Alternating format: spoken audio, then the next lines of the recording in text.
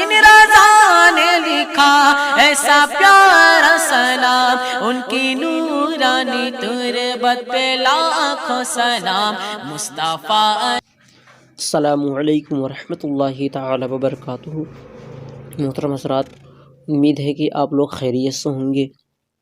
آج میرا عنوان سخن یہ ہے کہ نماز میں کتنی چیزیں فرض ہیں، جیسا کہ آپ لوگ اسکرین پر دیکھ بھی رہے ہیں، تو بغور سماعت فرمائیں۔ نماز میں 6 چیزیں فرض ہیں۔ نمبر 1، قیام۔ قیام کا مطلب یہ ہے کہ کھڑے ہو کر نماز ادا کرنا ضروری ہے۔ تو اگر کسی نے بغیر عذر بیٹھ کر نماز پڑھی تو نہ ہوئی، خواہ عورت ہو یا مرد۔ ہاں، نفل نماز بیٹھ کر پڑھنا جائز ہے۔ نمبر 2، قرات۔ اس کا مطلب یہ ہے کہ فرض کی 2 رکعتوں میں اور سنت وتر اور نفل کی ہر رکعتوں میں، فرض کی 2 رکعتوں میں اور وتر، سنت اور نفل کی ہر رکعتوں میں قرآن شریف پڑھنا ضروری ہے۔ تو اگر کسی نے ان میں قرآن نہ پڑھا تو نماز نہ ہوئی۔ اور اتنا آہستہ پڑھنا کہ خود اگر کانوں تک آواز نہیں آئی تو نماز نہ ہوئی۔ اتنی آواز سے پڑھے کہ خود سن سکے، یعنی کہ قرأت اتنی آواز سے کرے کہ خود سن سکے۔ نمبر 3، رکوع۔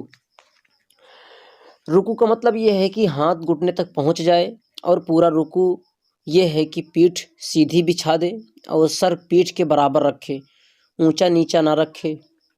نمبر 4، سجدہ۔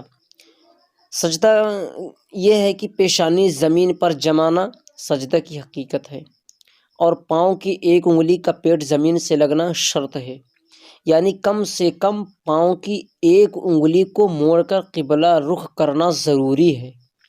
تو اگر کسی نے اس طرح سجدہ کیا کہ دونوں پاؤں زمین سے اٹھے رہے تو نماز نہ ہوئی، بلکہ صرف انگلی کی نوک زمین سے لگی جب بھی نماز نہ ہوئی۔ اب سوال یہ پیدا ہوتا ہے کہ نماز میں پاؤں کی کتنی انگلیاں لگنا ضروری ہے؟ تو غور سے سنیے، دونوں پاؤں کی 3 انگلیاں، دونوں پاؤں کی 3 انگلیوں کا پیٹ زمین سے لگنا واجب ہے۔ نمبر 5، قاد آخرہ۔ قاد آخرہ کا مطلب یہ ہے کہ نماز کی رکعتیں پوری کرنے کے بعد اتحیات پڑھنے تک مقدار بیٹھنا فرض ہے، یعنی کہ پورے اتحیات پڑھنے تک اتنی دیر تک بیٹھنا فرض ہے۔ نمبر 6، خروج بسملہ۔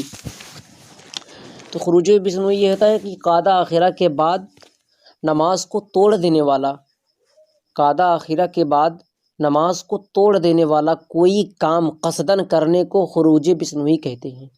لیکن سلام کے علاوہ کوئی دوسرا نماز کو توڑنے والا کام قصدن پایا گیا تو نماز کا دوبارہ پڑھنا واجب ہے۔